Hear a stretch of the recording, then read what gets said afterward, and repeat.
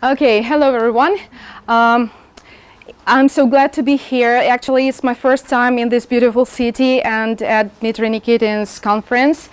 As you heard, my name is Larisa and I represent Tip Top School, Sevastopol. Today I'm going to tell you about Libquest as a way to motivate students to read in English. But first of all, let me ask you some questions. If your answer is yes, clap your hands, okay? If your answer is no, wave your hands, okay? Ready? So, do your students read a lot? Good, very good. Do they willingly read in English? Okay, 50-50. Do you organize Libquest for them? Okay, very good. Thank you very much for your answers. Well, I think you will agree with me that in recent years, a tendency to decrease in reading among teenagers is becoming more and more noticeable. And reading foreign literature may cause a shock. Well, a Libquest is a perfect way, to my mind, to develop curiosity and teamwork and skills, as well as to enrich learners' vocabulary creatively. Well, what is a Libquest? A library quest is a game for a group of students based on one or more books. It has its plot, a structure, and of course some certain rules. The students are divided into several groups according to their age. Then they decide on the team's names and team's leaders. They travel through different locations in different times, so they don't encounter each other. Well, let's have a look at the procedure of organizing and conducting library quests. The first thing you should do is choosing the theme of the quest.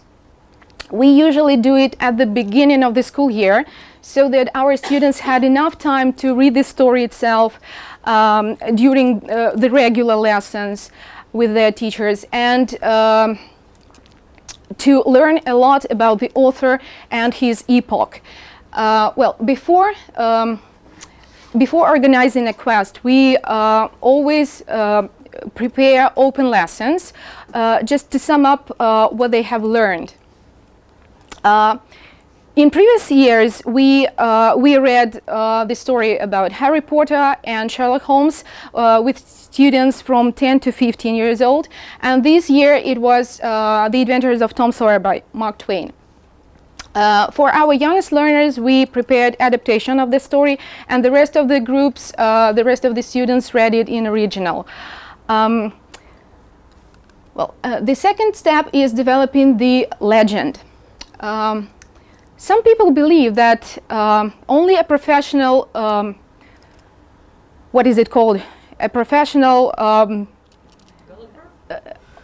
quest developer, let's call it like this. Okay, a professional quest developer can make a good quest, but trust me, you can do it even better, because you know your students, you know their level of English, and you know the material to be used.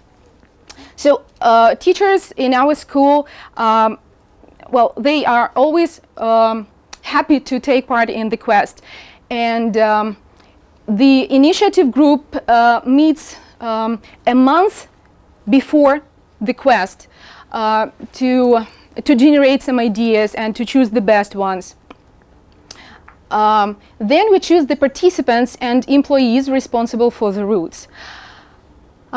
Teachers are always happy to play with their students, because it's another good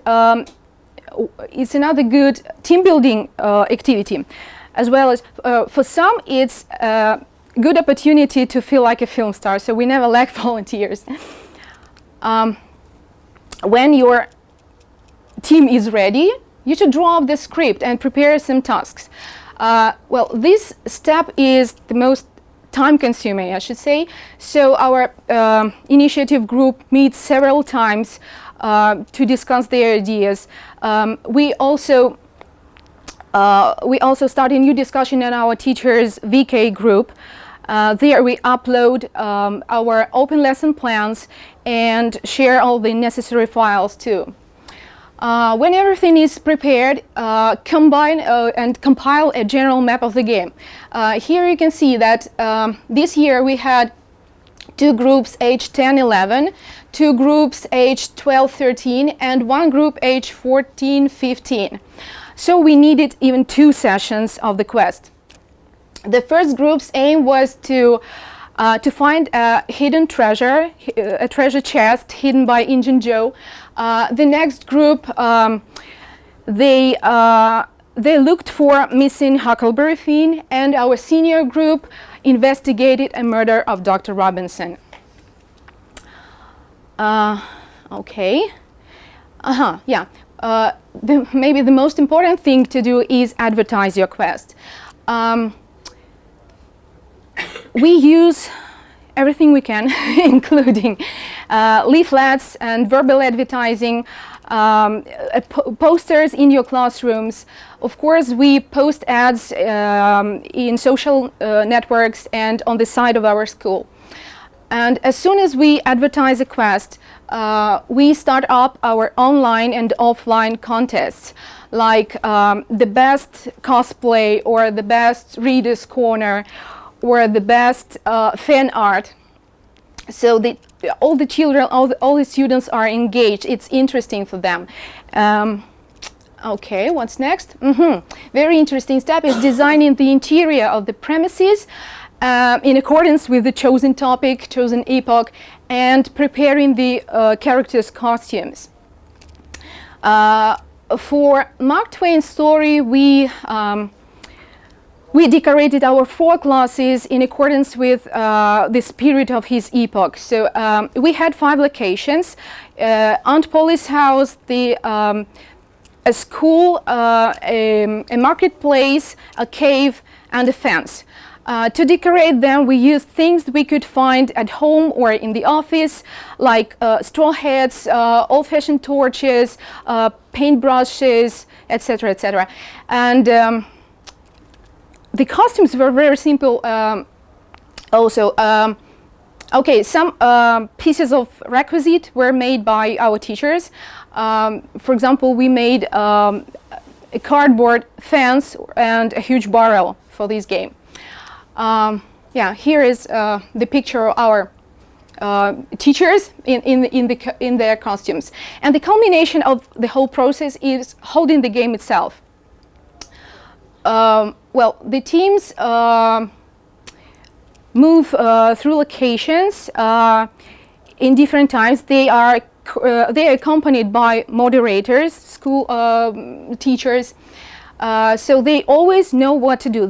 Each team has its own plot line and its own legend. Well, let's have a look at the rules. Each game must have some rules. The game starts at the same time for all participants according to some kind of symbolic sign. It can be a leader's word, or a flag swing, or a gun blow. The monitoring is carried out by the moderator, as I said before. The violation of the rules of the game and deviations from the rules, for these the team is liable for a fine, but frankly speaking, things like that never happens at our school. The end of the game is the arrival of all teams at the final destination, or just the blow of the gong notifying that time has run out. Yeah, here you can see one of our groups discussing their plot lines and where to go and what should they find. Let's talk about the library quest script. The script combines by the plot lines all the spots where tasks are performed, and the tasks can be intellectual, to check the general knowledge of the story; indicative, like finding a hint; technical, for example, they should find and collect some artifacts; sports, to jump to something, to hit the target, and so on. And of course, creative ones. For example, you can ask students to draw a portrait of the author, or create a collage of the epoch, or even to draw the book cover. Okay, now I'm going to tell you the exact tasks our students did to achieve their goal, which was to find a treasure. Well, at the marketplace, students had to smell things with their eyes closed and guess what it is. For this task, we chose garlic, coffee, orange, and mustard, if I'm not mistaken. Then, in two groups, they had to sort out beans and peas as fast as they could. And for their efforts, they were given a hint where to go next. So they moved to the classroom, where, first of all, they were familiarized with the classroom rules of old American school. Then they sang a real school hymn, old school hymn. Yeah, here you can see the picture.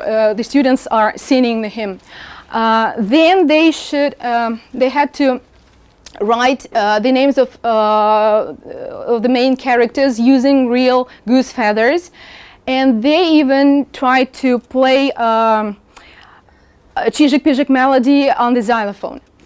Next, at the sign of friendship, Becky told them where to find Tom, and they went to Aunt Polly's yard, where Tom asked them to brush the fence, to paint the fence for him in exchange for a new hint.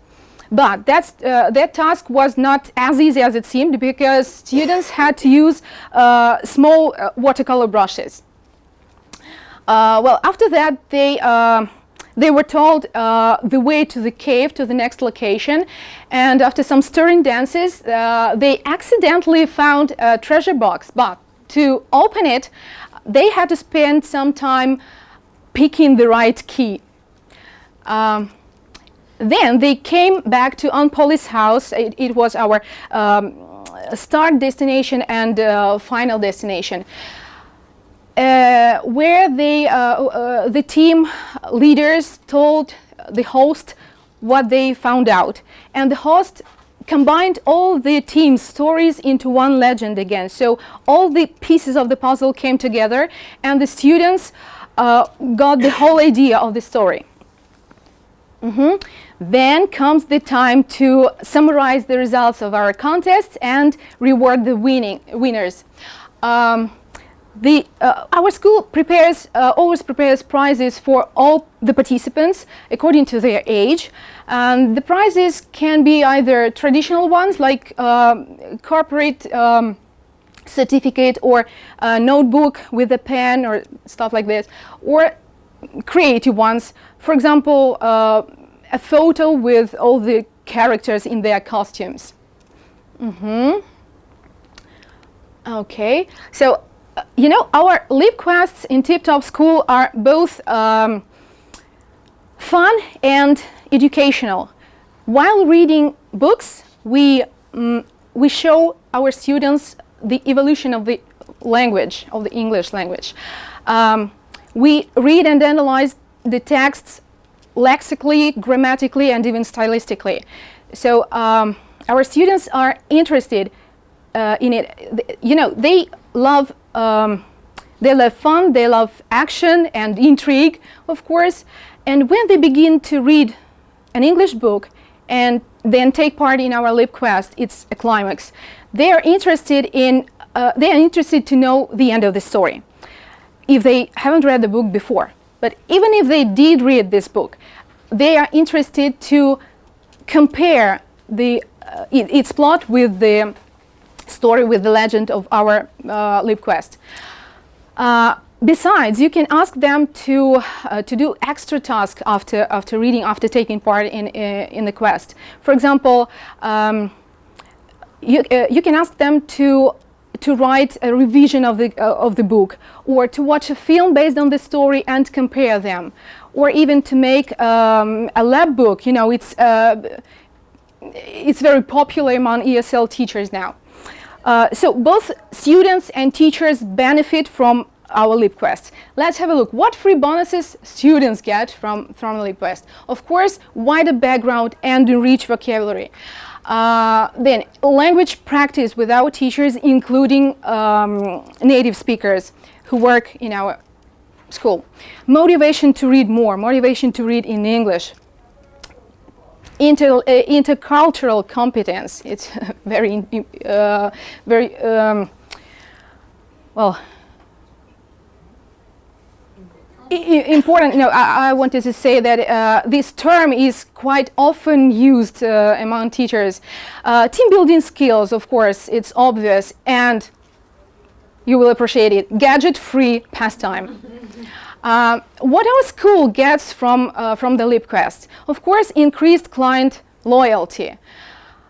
Reader involvement, because our school library is always happy to offer to provide students with students of all levels of English with books. And of course, informal communication with colleagues and students, so that we get to know each other better. So now I would like you, maybe with the help of my colleague, to watch a short video about our last game, about our last Libquest.